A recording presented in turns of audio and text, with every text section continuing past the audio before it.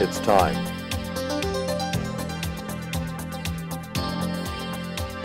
It's time. And now, it's time for Herman and Sharron. Hi. I love you. Thank you for joining us. I love you. We appreciate it. You look nice. Thank you. So do you. And she, With your red tie. That's your power tie. is it? Yeah, that's right. Yeah. I feel powerful today. Jerry Martin came up to me and he said he thought it was a neat idea how you cut your tie and made your side of your glasses with your Yeah, tie. I wrapped it. Yeah. Thanks, Jerry. He's a joker. He's right over there. He's a joker. And he's got a million jokes. If you right. stand by him, you'll get 20 of them before you leave him. This is going to be a great day. Yes, it is. We have Deborah Ross with us today. She's a gifted Bible teacher, speaker, writer, singer. Wow. Before founding Deborah Ross Ministry, she owned and operated, listen to this, 3 nationally acclaimed dance studios. Oh, I know it. The pictures are in the book. In a generation of throwaway marriages, her marriage survived adultery. Her passion is to know God, and her calling is to share His word with the world. Wait till you hear this. She's actually here Yeah, physically. Exactly right. Right. There she is. There she is. There's the book on the screen. Hello, hello. Healing Broken Marriages. And there's Love a million never of them fails. out there. Yes, that's right. Hey, Dave, can you get a close-up of this? I know you had it you just had it on camera, but yeah, there it is. Yeah, okay, that's good. That's a good picture. Hold that for a while. Notice the man and wife are upside down. See the 2 married couple that you put on top of a cake? Uh-huh. They're upside down. But look at the back. Look at the back of the book. Yeah. See, then everything is straightened out once you read through the book. Did you do that on purpose? I designed that. I did. That's a good idea. Yes, because God took our marriage that was upside down for 18 years and turned made it right side up. I just heard recently you can't hardly find those little Yeah, bride and grooms Yeah. anymore Yeah. at the top yeah, of the cake. Yeah, they don't use them They anymore. make them now with 2 men and 2 women. No. I hope not. Okay, great book. Thank you. How long did it take you to write it? Actually, you've lived the whole story, so Right. it's life. Most of it only took about a week and a half to write because I sat down and it just flooded out of me. Wow. But from the concept to the actual book took about 5 years because I was journaling and the Lord said, this is going to be a book. And I've got crazy faith. I'm a Hebrews 11:1 girl, and I just was like, okay, it's going to be a book. And so as I'm journaling, I believed it, but yet, I was healing. I was very hurt at that time, and a lot of things had to happen in my life, raising my children and being a wife and a mother and just healing. So I kind of laid it down for a while. And then a few years later, the Lord just said, okay, now, and brought the right people into my life, and they were like, well, we want to see the whole script. And I was like, oh, I only have 3 chapters. So I just sat down and wrote the whole thing. Wow. You got to be a So- type A. I'm type A. Okay. A plus. Yeah. You could walk into any company, and if they give you a chance, you would probably be right up there at the top. In fact, that's what happened.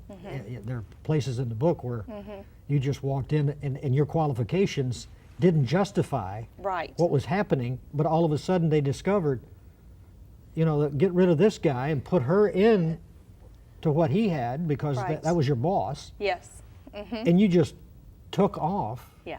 Started making more money than unbelievable. But so you kind of remind me of that kind of person. It's like, okay, just get away. She's like, doesn't she remind you of Kim? yes, My niece Kim? Yes, Yeah. yes. Kim's very much Yeah. like that. Have you ever wondered if you married the wrong guy? Did you ever think of that? I really think that a lot of people think that it could be the woman thinking that she married the wrong man, or the man maybe even thinking that he married the wrong woman. I think the devil, John 10:10 says that the devil comes to kill, steal, and destroy. But Jesus came that you might have life and have it more abundantly. And the devil will stop at nothing.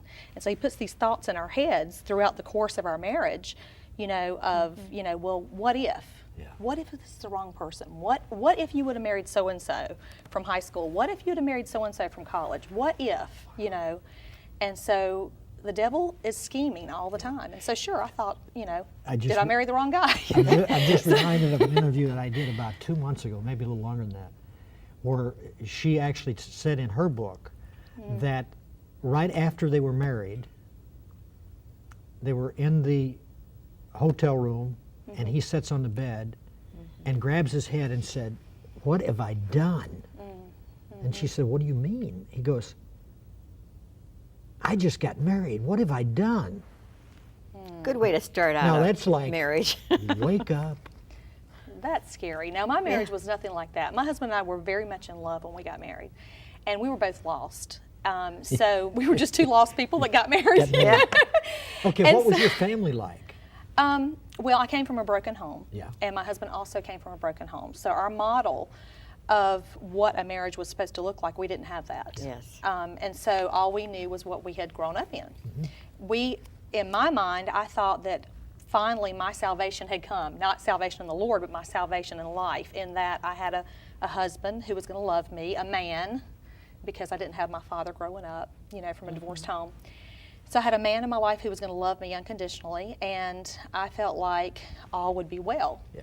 But- You had a business, Yes. and he had a business in 1984 when you were married. And as you just said, both were lost.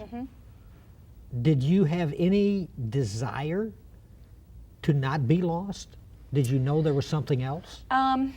Well, my grandmother had always told me about Jesus and took me to church. I would stay with her in the summertime. And so I knew about Jesus, and I believed that he was the Son of God.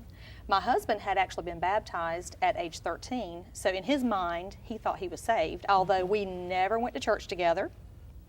We never read our Bibles. We never prayed together.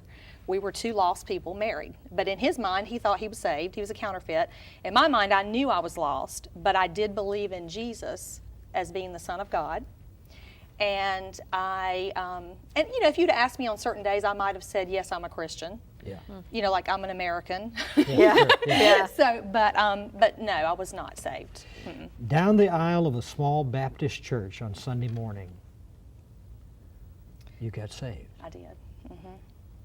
What brought you there? Well, for me, I tried everything. I tried success. I'm type A. Yeah. So, of course, And you had success. I had great success. I had 3 dance studios, modeling studios, a modeling agency, made lots of money, bought, houses, cars, everything. And, I even tried, I tried New Age, I tried healing rocks. There was this thing where everybody thought these rocks had power, and I bought this big rock and stuck it on my head and laid on the bed. I was like, I'm trying to get some peace. You actually believe Well, I that? just wanted peace. I didn't have any peace. It's like I was so busy working Yeah. 7 days a week, making money, being on top. And I loved what I was doing, but at the same time, I had no peace. And so I just came to a place where I remembered my grandmother telling me about Jesus, and I was like, well, let's go to church. So we went to church, and Who took you? my husband and I actually went together. We went together. Yeah. He never had anything against going to church. Now, was his background Baptist? Yes. Okay, so that's why you went to a Baptist church. Yes, and mine was actually Baptist also. So Okay. we went to a Baptist church. But now I'll tell you Do you this. know how many people I have on here? This goes another direction, but I mean, many of them are charismatic now. Yes. But I mean, I would say the majority of people, when I asked them, they were saved in a Baptist church, Billy Graham crusade, something like that. And of course, they went a direction, that many times they do. And so you were saved in this Baptist church. What did that tell you and tell your husband that both of you needed this? Well, let me kind of rewind. I began to pray for peace. I didn't know God, didn't know who I was praying to. I was reading New Age books, but I was praying for peace. And in those prayers, I was probably praying Jesus because I knew about Jesus. And the Lord brought people into my life, and He actually brought into my life charismatic Pentecostal people who took me to their church. And so I would go and visit all of these other churches, and I would see the power of God, which I had never seen before. I always knew the love of God, which I had learned about in the Baptist church. Did you think they were kind of wacky? I mean, be No, honest now. honestly, I really Okay. did. See, I've got Hebrews 11:1 faith, so that's just me. So in my mind, it was the piece of the puzzle that was missing that made God real in my life. Okay. Okay, so it's like, because otherwise I was never good enough. I saw the love of God before. I understood the love of God. I understood people who were good Christian people who had love in their hearts and did good things. I understood that. But because there was no power that I saw, there was something missing for me. I don't know how to explain it, but there was something missing for me to where God was not here and now with me. But you didn't find the Lord in those churches that you visited? Oh, I was very interested, yes. Okay. I did find the Lord, but I didn't surrender to the Surrendered Lord. to Him, okay. Yeah, You experienced the Lord I there. experienced the Lord. I was It curious. just didn't become personal. Right. So when I went to this Baptist church on a Sunday morning with my husband, and they had the altar call, it wasn't the message that drew me to Christ. It was just the Lord. It was just time. The Lord drew me. Yeah, it was His right. word, Yeah. yes. And so, I mean, it was like I was chained to that pew. You know, the devil had me chained. Yeah. And I had to break those chains to get loose, to go down front, to surrender to the Lord. But it's the best thing I ever did. Oh, yes. You know, once I got down there, I was free.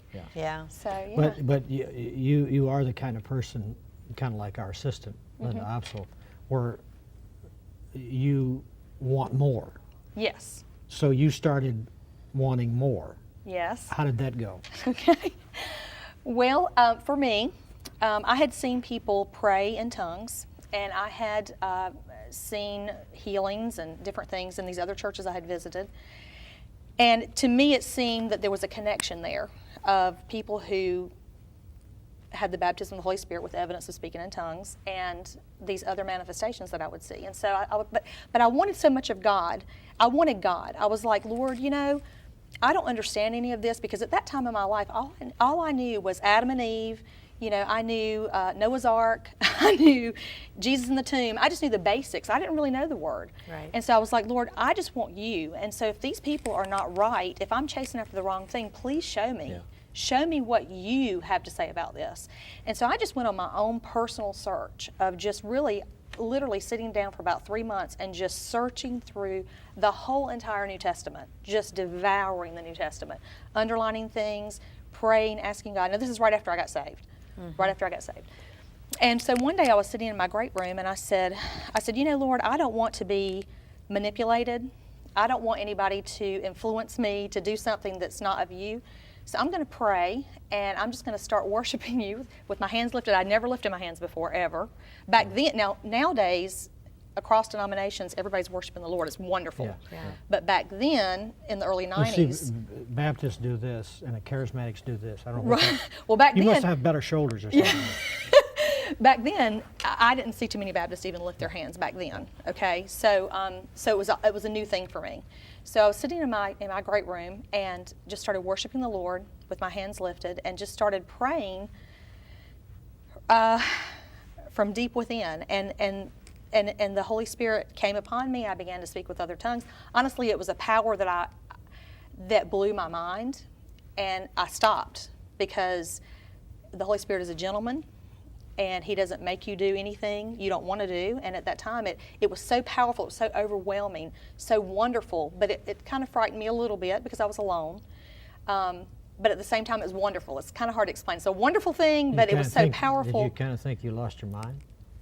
Actually, I was laughing. Me and God were laughing. I was just worshiping. I was just laughing. I was thinking to myself, if anybody saw me right now, they would think I was a nut. You know, I really did. I thought people would think I was a nut. But you know, when the Lord touched me, and see, here again, I came from a broken home, and I have never felt that kind of love before.